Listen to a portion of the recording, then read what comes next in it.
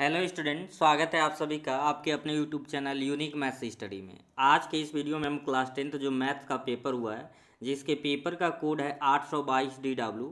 Date आपका था 21/2/23। तो उसमें जो बहुविकल्पी प्रश्न 1 से 20 तक हैं, उनके आंसर की को देखें। तो इस वीडियो को लाइक और शेयर करें और कमेंट सेक्शन में बताएं कि आपके 20 क्वेश्चन में से कितने क्वेश्चन सही हैं।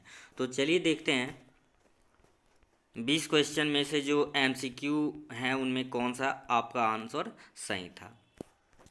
यहाँ पे हम पहले क्वेश्चन की बात करें, कह रहा है किन्हीं दो धनात्मक पूर्णांकों A और B के लिए क्या ऑप्शन चारों में से सही था। तो option D, A into B equals to मस ऑफ मस ए और बी का मौसा गुड़े लसा ही ना होता है, दो संख्याओं का गुणनफल और मौसा गुड़े लसा। तो पहले का डी ऑप्शन बिल्कुल सही था। क्वेश्चन नंबर सेकेंड की बात करें, दूसरा कह रहा है एक शून्योत्तर परिमेय संख्या एवं अपरिमेय संख्या का भागफल होता है, तो ये सदैव क्या होता है, अपरिमेय होता है। ये लड़का जो भी लगाया बिल्कुल करेक्ट लगाया, ठीक है। क्वेश्चन नंबर 3 की बात करें, कह रहे हैं यदि m 5n और n equals to m plus n है, तो m स्क्वायर n स्क्वायर, जब m और n की वैल्यू निकाल के सॉल्व करोगे तो ऑप्शन सी आ जाएगा, यानी तीसरे का 13 सही होगा।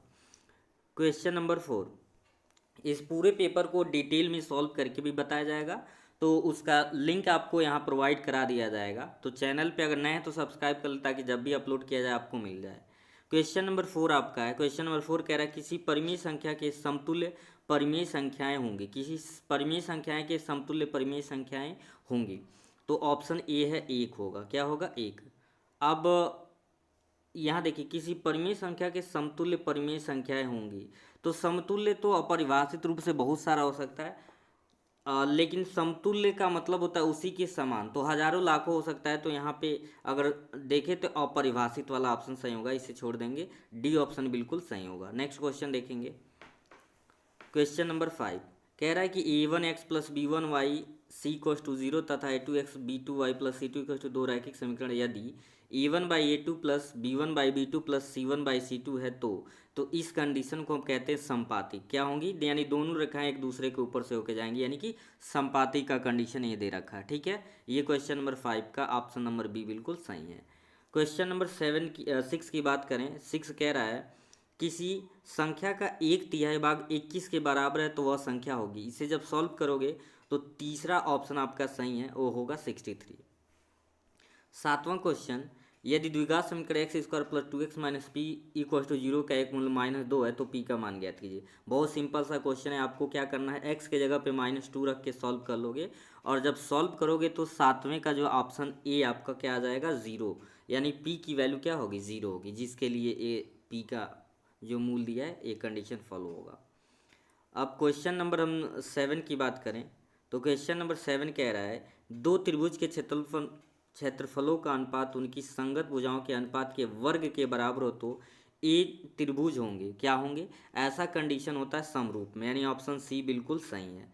नेक्स्ट क्वेश्चन की अगर बात करें, क्वेश्चन नंबर आपका 9 है। क्वेश्चन नंबर 9, क्वेश्चन नंबर 9 कह रहा है एक्स अक्ष पर स्थित बिंदु 2, -5 तथा -2, से समदूरस्थ बिंदु के निर्देशांक होंगे। एनसीईआरटी में पहले ही एक्सरसाइज में क्वेश्चन दे रखा है, ऑप्शन बी बिल्कुल आपका क्वेश्चन नंबर 9 का सही है, -7, 0। तो कमेंट सेक्शन में ज़रूर बताएं कि आपने कितने क्वेश्चन आपका सही हुआ है। क्वेश्चन नंबर 10 की हम बात करें, कह रहा है त्रिभुज ए बी सी एक समद्विबाहु त्रिभुज है जिसमें ए बी बराबर बी सी है, ए बी बराबर क्या है, बी सी है, तो इसमें कौन सा ऑप्शन सही होगा। तो इसमें ऑप्शन नंबर आपका सी हो जाएगा, एंगल बी इक्वल्स टू क्या हो जाएगा, सी, क्योंकि प्रॉपर्टी आपने पढ़ा है कि समान भुजाओं के सामने के कोण क्या होते हैं, बराबर होते हैं। अगला क्वेश्चन है क्वेश्चन नंबर 11, कह रहा है त्रिभुज ए बी सी में ए बी दिया है 6√3, ए सी 12 दिया है, बी सी 6 दिया है। जब सॉल्व करेंगे कह रहा है कोण बी क्या होगा, तो ये देखेंगे कि कर्ण का वर्ग और लंब का वर्ग प्लस आधार के वर्ग को फॉलो करेगा, तो एंगल कितना आ जाएगा, 90 डिग्री का, यानी ऑप्शन बी 11 का सही है, ठीक है।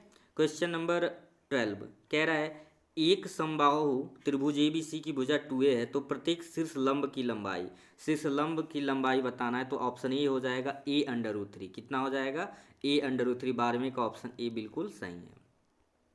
क्वेश्चन नंबर 13, ये तो बहुत सिंपल सा क्वेश्चन है, कह रहा है साइन ए बराबर कॉस ए, तो ए का मान होगा, साइन ए बराबर कॉस ए ऐसा क्या होता है, 45 अंश में साइन और कॉस दोनों की वैल्यू 1/√2 होता है।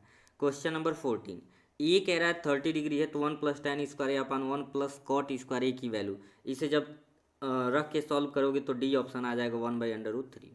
क्वेश्चन नंबर 15 कह रहा है कि यदि एक गोले की त्रिज्या को दोगुना कर दिया जाए तो उसके पृष्ठीय क्षेत्रफल में होने वाली वृद्धि की बात करें, सॉल्व करने पे कितना आ जाएगा 300%। ठीक है। क्वेश्चन नंबर 16 कह रहा है कि दो वृत्तों के व्यासों का अनुपात 4:9, वृत्त की परिधियों में अनुपात, तो इसे सॉल्व करेंगे 4:9 हो जाएगा। इसे रेडियस में बदल के सॉल्व करना पड़ेगा। ये 16 का ऑप्शन नंबर बी बिल्कुल सही है। 17 को आप जब सॉल्व करेंगे 17 का ऑप्शन नंबर डी है, सॉल्व करने पे मिलेगा। 18 की बात करें तो 18 का किसी बारंबारता बंटन का माध्य 24.1 बहुलक कितना है, तो माध्य क्या होगा, तो इसका फॉर्मूला होता है, फॉर्मूले पे लेके जब आप सॉल्व करेंगे तो क्वेश्चन नंबर 18 का ऑप्शन नंबर सी 25.4 आ जाएगा। ऐसे क्वेश्चन नंबर 19 का जो ऑप्शन नंबर आपका बी है बिल्कुल सही होगा, 20 और 30। कह रहा है कि उपयुक्त बारंबारता बंटन का बहुलक वर्ग होता है, जिसकी आवृत्ति सबसे अधिक होती है उसी को बारंबारता वर्ग कहते हैं। लास्ट क्वेश्चन नंबर 20, माध्य क्यों बहुलक के बीच का संबंध।